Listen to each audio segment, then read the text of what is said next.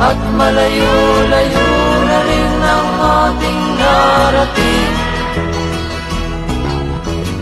Ngunit masdan mo ang tubig sa dagat, dati kulay asul, ngayon'y naging itim.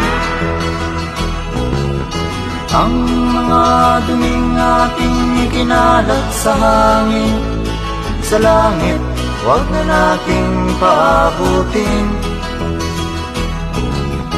Upang kung tayo'y pumanaw man sa sariwang hangin, sa langit natin matitikman.